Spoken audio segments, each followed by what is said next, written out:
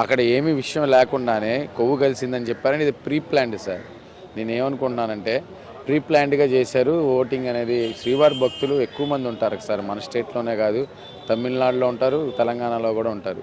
అలాంటి శ్రీవారి భక్తుల్ని వాళ్ళ మనోభావాలను హట్ చేసి దాని నుంచి లాభం పొందుదాం అనే ఉద్దేశంతో జరిగిన క్రియనండి ఇది. అంతే సార్. చివరికి ఏంటి ఏమనుకుంటున్నారు జనాలు? సార్ ఇప్పుడు నిజం అనేది ఎప్పటికీ ఆగదు సార్. అబద్ధం అనేది తెలియకుండా ఉండదు. ఓకేనా?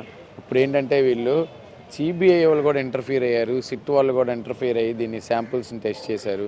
600 పేజెస్ ఛార్జ్ షీట్ ఇచ్చారంట. సో ఇదేంటంటే అక్కడ జరిగిందాన్ని వివరంగా చెప్పారు.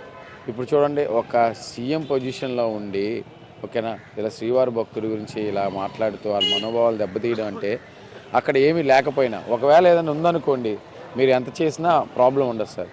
కాకపోతే ఏంటి, ఇక్కడ ఏమీ లేకుండా ఇంత క్రియేట్ చేయడం అవసరమా సార్?